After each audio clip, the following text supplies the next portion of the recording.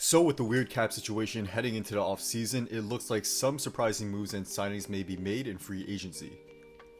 I think we'll see some signings that may really surprise some people, and while I don't think these moves on this list are guarantees, they are definitely something fun to think about and have a higher chance of happening than some people might think at first glance. So, let's go over 5 free agent signings that would blindside the NBA. And very quickly before we get into it, if you want to see more interesting NBA content just like this, be sure to drop a like and subscribe, as I really appreciate all your guys' support. So first up on this list, I have VanVleet to the New York Knicks. This would be a really fun move to see, and it may finally help to get the Knicks back on track. They've lacked a consistent point guard for years, and VanVleet would give New York a steady presence who can run the offense with his scoring and playmaking.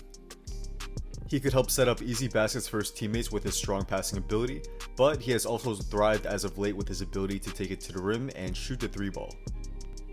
He would take a lot of pressure off of Barrett, and I think VanVleet could legitimately have a chance to average about 20 points and 10 assists next season in a bigger role compared to the one he had with Toronto. I actually think this would be one of the main selling points for VanVleet, which would be getting the chance to fully run the offense instead of being a secondary option next to Lowry. Also, if the Knicks offer VanVleet a max contract, the Raptors would have a lot of trouble matching that, and that along with a bigger role may be enough to sway VanVleet in leaving Toronto. So next up on this list, I have Goran Dragic to the Los Angeles Lakers. So the chances aren't very high of this happening given that he just got to the conference finals with the Heat, but it's still possible if the Lakers can give him a strong pitch and offer him a full-time starting role both in the regular season and in the postseason. The Heat benched him during the regular season, but he eventually started in the playoffs when Kendrick Nunn went down with an injury. With the Lakers, Dragic can be given the starting point guard role, and he would be an amazing fit with LA.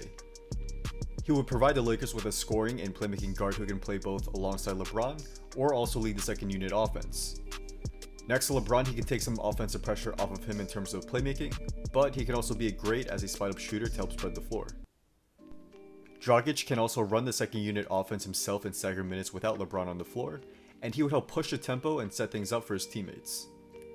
I could see a rotation where Dragic and LeBron play the first 6 minutes of the game together, and then Dragic would come out at the 6-minute mark with LeBron playing the entire first quarter.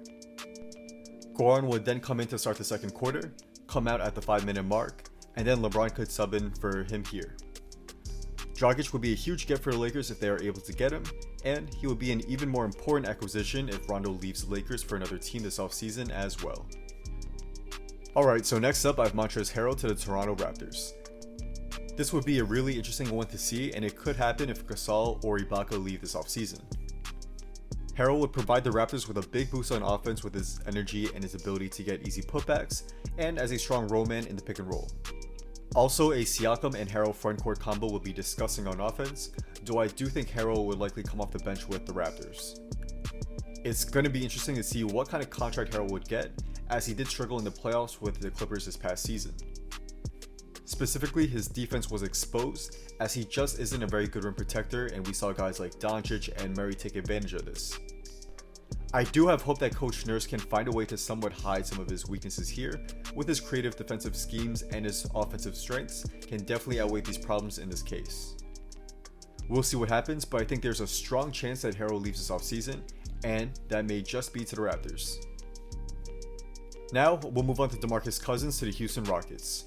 We all know that Cousins didn't play last season with the possibility that he had a wink-wink deal to stay with the Lakers for this upcoming season, but a move to the Rockets would be a shocking move that makes a lot of sense.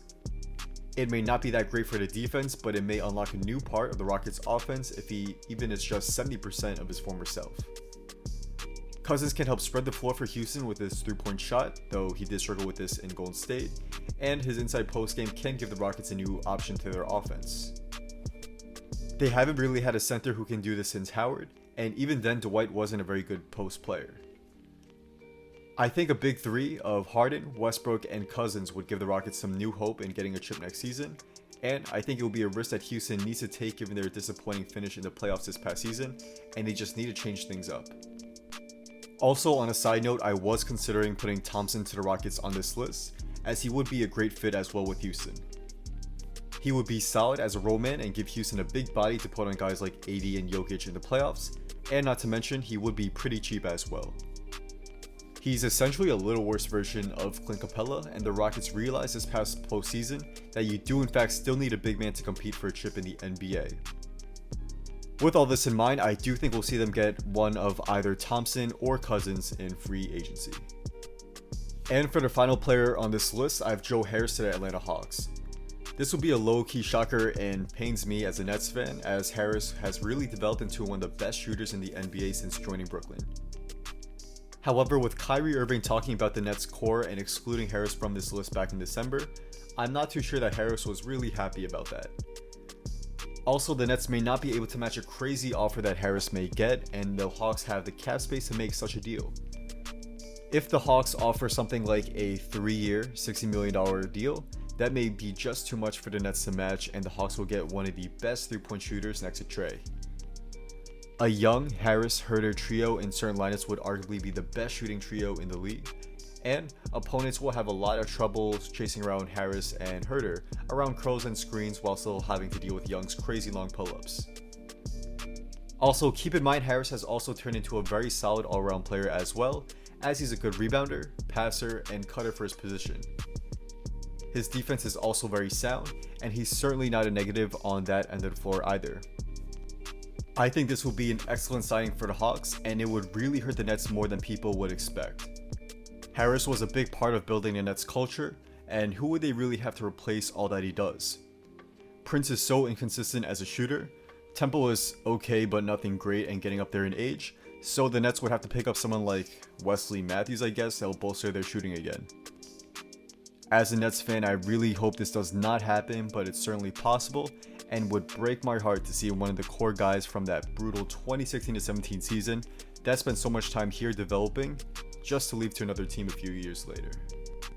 So that's a wrap. Thank you guys all for watching. If you guys did enjoy this video and want to see more daily NBA content just like this, be sure to drop a like and subscribe, and also be sure to turn on post notifications so you can stay updated on when my newest video will be coming out. Also, be sure to follow me on Instagram and hit me up if you want to talk about basketball or business. Just drop a comment down below on my photo or DM me and I'll definitely try you back to most of you guys there. Drop a comment down below on which free agent signings you think would blindside the NBA. It could be a signing on this list or one that you thought of. Let me know down in the comments below. As I said before, I do read all comments, and I'm definitely interested to see what you guys have to say here as well. So, without that being said, once again, thank you guys all for watching, and hopefully, I will see you soon for the next video. Peace.